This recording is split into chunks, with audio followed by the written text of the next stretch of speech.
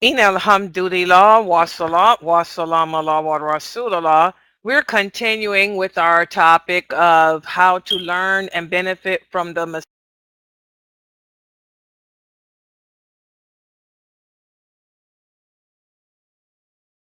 mistakes of the companions. And again, I want everyone to realize that the companions of the Prophet, sallallahu alaihi wasallam, there were so many of them, hundreds of them, over 300 companions, over 300 companions in the Quran. He lets us know that these were the best Muslims ever. They were the best of this nation. And he tells us that those who were with the Prophet before the Hudaybiyah treaty were really the best. Those who were with him in the beginning of the advent of calling to the truth were the best of the best. And then those who were with him after the conquest and after the treaty, they were the second of the best, okay? And so we're never supposed to speak badly of them in any way, because to speak badly of any of the companions is a sign of disbelief, and you will curse yourself doing so. So why are we even teaching this series? Because this is the series which gives us the insight into our history as to how after the Prophet sallallahu alaihi wasallam's death, the Muslims fought against each other. Well, we're teaching this not to pass judgment, not to take sides, not to demean anyone, but we're doing it so we can learn from their mistakes, because Allah made their entire lives an example for us, even the bad choices they made, for us to learn from. Because Allah has already decided to forgive them of whatever bad choices they've made. Because that's just how strong their faith is, and that's just how Allah is. Allah is more forgiving than anything else, as long as you sincerely believe in him and do not associate partners with him. Okay, so that's why we're teaching this, and we're at the point in history of Ali and Muawiyah. We completed how Ali, the hypocrites amongst the people, the rebels, they tricked Ali and Ayesha and Talha and Zubair into fighting, even though they had already reached a peace agreement to resolve their differences and band and unite together as one. The rebels managed to cause a war to erupt. Talha, Zubair were killed. Ayesha was defeated, and her life was spared, due to the mercy of Allah, and also the mercy of Allah, and then Ali saving her from the rebels' attempts to kill her. So Ayesha went back to Medina, humiliated, suffering with depression. War is not a pretty thing, and to know that so many Muslims had died, eminent companions had died, friends and family members had died, as a result of the scheme developed by Shaitan and the rebels. This was something that Ayesha had to live with for the rest of her life. But then we spoke about how Ali's affairs were not over, because now he had Muawiyah to contend with too. Muawiyah, who had the same position that Ayesha had, whereas they both wanted the rebels to be punished for murdering Uthman. But they couldn't understand that Ali wanted the same thing to happen too, but Ali wanted them to wait. Let me establish myself as a leader. I am surrounded by the rebels. The people guilty of murdering Uthman are surrounding me, threatening the believers. Let me gain control over this situation with them, and then together we will go after the all responsible. Ali wanted the same thing that they did. It's just that Shaitan was not allowing them to see things his way. So what happened after Ayesha went back to Medina?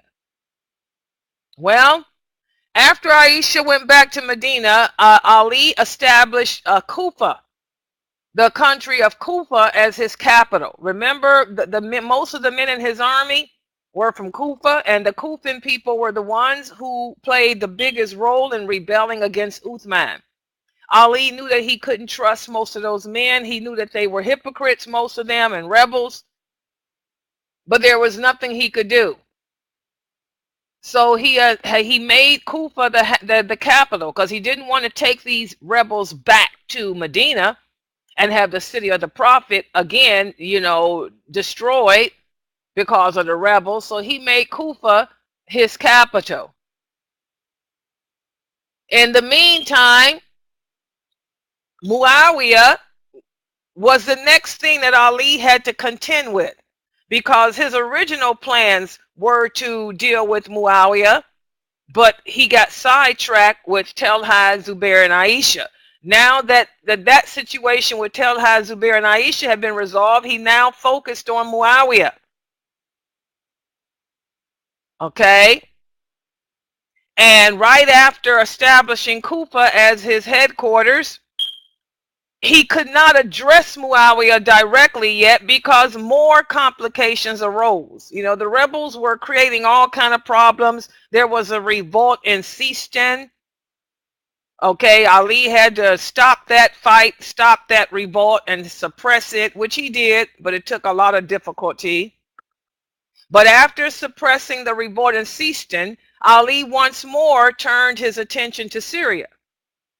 And by this time, as we talked about yesterday, a whole year had went by since Ali had been Caliph. So all this happened within a year. The war, the fight against Basra, Ayesha and Talha and Zubair, it took a year. And again, as we discussed yesterday, during this time period, Muawiyah had gained strength. He had persisted in his propaganda for vengeance against the people responsible for murdering Uthman. He had gained the support even of the neighboring Roman people. So he had built up a very big army. So after suppressing the revolt in Sistan, Ali was now able to again turn his attention to Syria and Muawiyah, because that's where Muawiyah was ruling out of Syria. And Ali did not want to fight another battle against more Muslims. He wanted to resolve this peacefully, just like he wanted to resolve the issues with Ayesha and Zubair and Talha peacefully. So what Ali did was he sent a group of messengers to Syria to talk to Muawiyah on his behalf, and he had to choose someone respectable to send, someone that he knew Muawiyah would listen to. So Ali chose to send one of the eminent companions whose name was Jarir ibn Abdullah. And for those of you who don't know who Jarir ibn Abdullah was, he was an Ansar. He converted to Islam when the Prophet ﷺ moved to Medina. His tribe, he was of the Ansar. They embraced Islam. He also fought in the Battle of Badr. He fought the Battle of Uhud. He fought in all the battles with the Prophet ﷺ. He was a very respected, eminent companion, Jarir ibn Abdullah, one of the Ansar. So Ali said he would send him to represent him. And also, not only was Jarir an eminent companion, but also he was a governor of Hamdan. This is one of the few governors appointed by Uthman that Ali did not remove. Ali did not remove Jarir as governor of Hamdan. So he figured the fact that Jarir was also appointed by Uthman, just as Muawiyah was, plus Muawiyah knew of Jarir, he knew he was an eminent person, a respectable man. Ali figured Muawiyah would listen to him. And also he and Muawiyah were very close. Jarir was also very close with Muawiyah.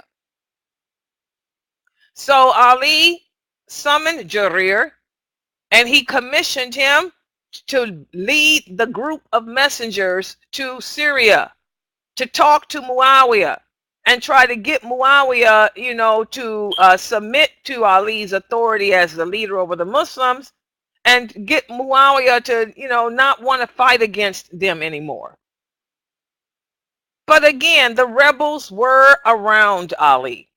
When the rebels heard that Ali was sending Jarir ibn Abdullah, one of the leaders of the rebels named Malik Ashtar. Malik Ashtar, this was the same guy who played a role in the Battle of the Camel against Ayesha. He was the one that led the attack against Ayesha. Malik was upset. He wanted to go and represent Ali and talk to Muawiyah. So Malik Ashtar went to Ali and begged Ali to let him go. He said, you shouldn't send Jarir because he and Muawiyah are personal friends. But Ali was not stupid. He knew that Malik Ashtar played a big role in the murder of Uthman. He knew that Malik Ashtar was one of the leaders of the rebels and that he was responsible for the one of the ones responsible for murdering Uthman. So Ali told Malik, I can't send you. If I send you, Muawiyah will kill you because you're one of the ones that he wants revenge on. He said, instead, I'm going to send Jarir. Jarir is someone who doesn't have dirty hands. Jarir is someone that Muawiyah respects, and I respect too. He's someone that we can trust. So I'm sending him instead. Malik Ashtar was very angry, but Jarir went to Syria. And when Jarir arrived in Syria, he was warmly received by Muawiyah. Muawiyah was so happy to see him. They were friends. You know, they were companions of the Prophet, sallallahu alaihi wasallam. And Jarir did his job. He went to Muawiyah and tried to convince him, you know, to stop this wanting to fight against Ali, and instead to submit and accept the fact that Ali is the caliph and work with him instead. And Jarir told him, you know, he said, Ali wants the same thing that you want, Muawiyah, which is to bring to justice those responsible for murdering Uthman, but he wants us to first band together as one. We're all companions of the Prophet. He wants us all to come band together and put up a front to the rest of the Muslim world that we're together. And also get the people to trust him as caliph, and then we'll address these people. So Jarir pleaded Ali's case to Muawiyah. And Muawiyah said, well, I want you to understand. He said, there is no way that I can give my allegiance to Ali until Ali reacts now. He said, and look at who Ali's with. It looks like he's a supporter of the rebels because his army is composed of them. He said, I want to show you around Damascus. I want to show you what we have to see. So he took Jarir to the mosque where they had on display the stained shirt, the blood-stained shirt that Uthman had been murdered in. And also they still had the amputated fingers of his wife, Naila, as she tried to protect him from being stabbed to death. They had cut her fingers off. They had her fingers on display too. And there were many people who were coming and weeping, you know, still mourning Uthman's murder, even though it had been over a year. So he said, look at this. He said, this was Uthman. They killed Uthman. We need to move now. He said, if Ali won't move now to arrest these people, then I have to do it. I swore. He said, I swore to Uthman before Uthman was murdered that I would avenge him, that I would seek qisas for him. He said, and this is what I want to do. This is what the people want too. He said, it's not just me. So Jarir went and visited all the other cities in Syria, and he saw that most of the people in Syria were just like Muawiyah. They wanted avengement. They were ready to fight. They wanted to deal with the rebels. So Jarir went back to Kufa, to Ali, and he told Ali that Muawiyah was not alone. It was the view of most of the people of Syria that Uthman needed to be avenged, and he needed to be avenged now. The longer we wait, the stronger the rebels will grow. And he also expressed to Ali that Muawiyah feels that since Ali has surrounded himself with the rebels responsible, that it makes Ali look like he's guilty too. So he needs to arrest and deal with these men now and not wait. Okay, so Jarir did his job. He brought the information back to Ali. But once again, the rebels were right there. Malik Ashtar, who was one of the leaders, he told Ali, you should have sent me. This is why I asked you to send me to meet with Muawiyah. Because Jarir didn't accomplish nothing. And Ali again told Malik, if I had sent you, you'd have been murdered. So Malik and Jarir began to argue with each other. They got into a heated debate, and Jarir became angry. And what had happened? He left and went to Syria and joined up with Muawiyah. And see, this is how Shaitan works. Y'all see what's going on here. What did Shaitan say?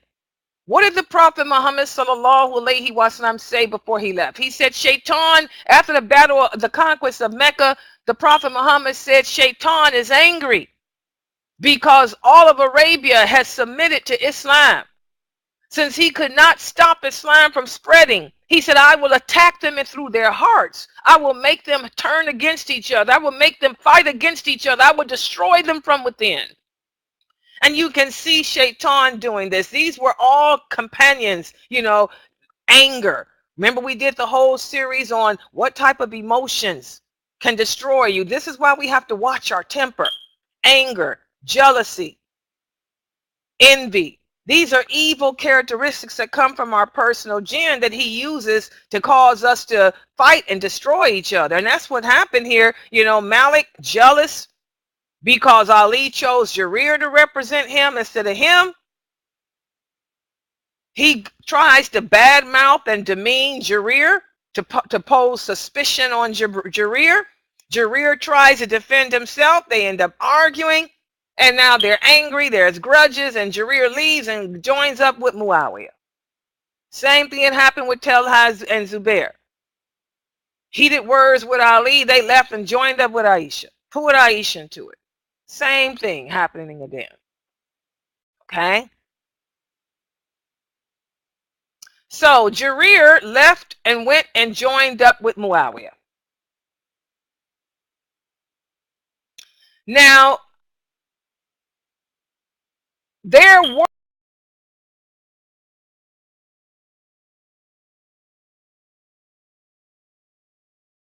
some people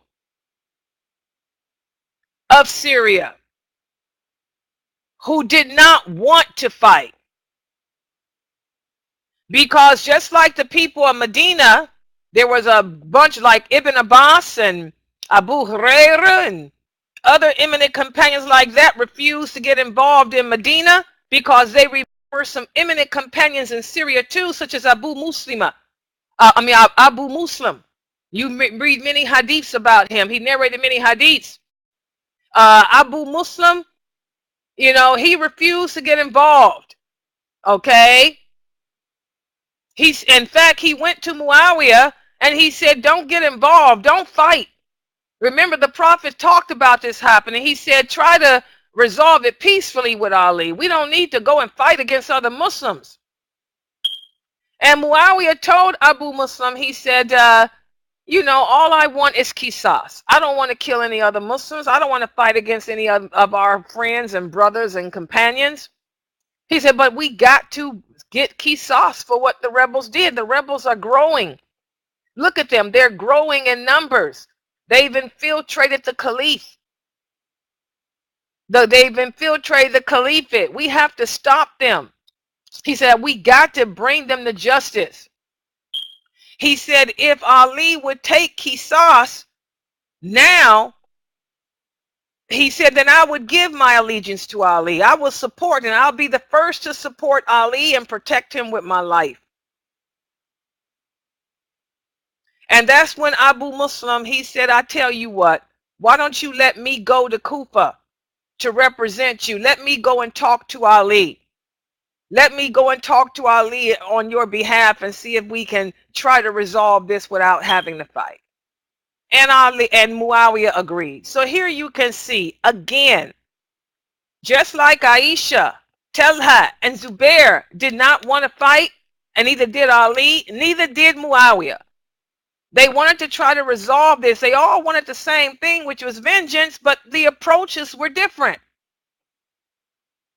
So Abu Muslim, another eminent companion, he went to Kufa to talk with Ali on behalf of Muawiyah. They met and they discussed their issues. And when after meeting, Ali took Abu Muslim to the mosque, and he gathered all the people there in the mosque. And he told the people, Abu Muslim is here on behalf of Muawiyah, and we want to resolve this peacefully. All Muawiyah wants is for us to bring to justice the people responsible for murdering Uthman. And when he said this, one man stood up in the mosque and said, we are all murderers of Uthman. He said, you can go and tell Muawiyah, we are the people of Kufa, and we are all responsible for murdering Uthman. And then Ali looked at Abu Muslim and he said, do you see what I'm dealing with? And that shows the hikmah, the wisdom of Ali. He brought Abu Muslim to the mosque to let him see, this is why I cannot react right now. I am surrounded with the rebels. I am surrounded. They still have power and control over everything. I can't do anything. They'll kill me. Support me. Let's all band together. And then we can deal with these people. But I can't make no decisions against these people when they're all here. They're in control. He wanted Abu Muslim to see that. He said, you've heard what they said. You see what I'm up against. Now you go back to Muawiyah and tell him, this is why I'm not reacting right now. You let him know I want the same thing that he wants, but I can't do anything right now. My hands are chained, in other words. So Abu Muslim went back to Syria and he told Muawiyah what he saw, what he heard. He told Muawiyah there is no way peaceful means, because basically Ali's hands were tied by the rebels themselves, because they all proudly will stand up and say that they were all responsible for killing Uthman. And instead of Muawiyah seeing what Ali wanted him to see, which was his circumstance, instead the people of Syria became angry when they heard about what Abu Muslim saw. They said they had the nerve to stand up and brag and boast about it. They said, that's it.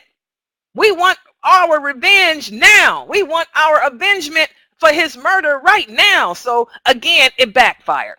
The plan of Ali still backfired. Instead of the people seeing what he was up against because his hands were chained, they allowed Shaitan in their anger to overtake him, and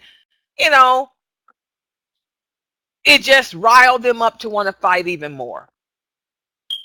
And that's when Muawiyah stood up on the pulpit in the mosque and he said, just as Ayesha and her army invaded Basra and killed everyone there responsible for murdering Uthman, he said it's now our job to ride up to Kufa.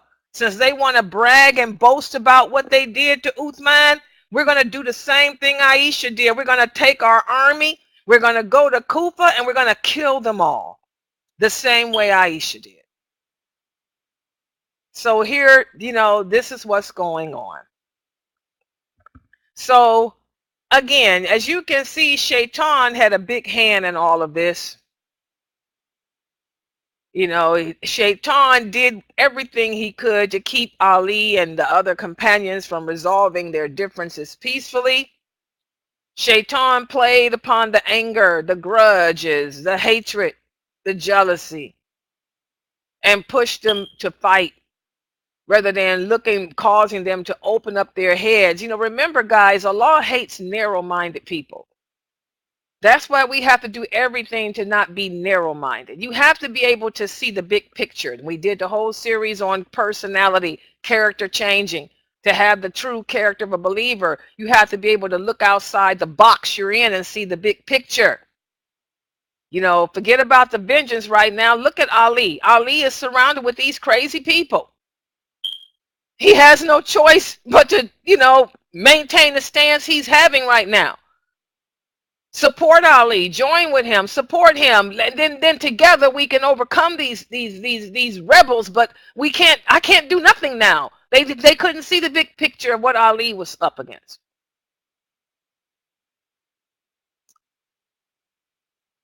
So Muawiyah sent a letter back to Ali, refusing to end things peacefully. He told him he heard about how the rebels were proud to announce to the world that they killed Uthman.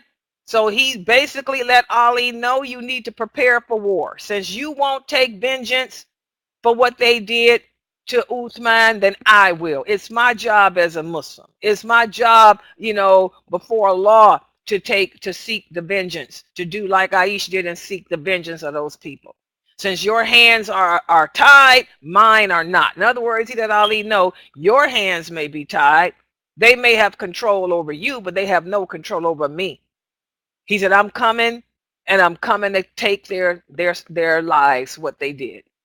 And in the meantime, Ali looked at it as Muawiyah wanting power because he could not understand why come he couldn't see the dilemma I'm in. Why is it that Muawiyah cannot recognize the situation I'm in?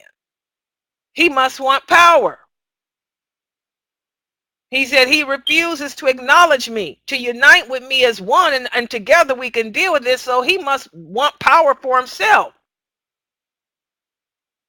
And we have in history, guys, many of the letters in which Ali wrote to Muawiyah are still preserved to this day. It's on record, on file to this day, the letters that went back and forth between Ali and Muawiyah. But one thing that it shows is that they did try to resolve it. It was not the original intentions of neither one of these great men to fight against each other. These two great men wanted the same thing, but as you can see, they played into the hand of Shaitan and his allies, the same way Ayesha, Talha, and Zubair did. And so we'll stop right here for today. I want you guys to think about this. I want you guys to see, why do I spend so much time emphasizing character building?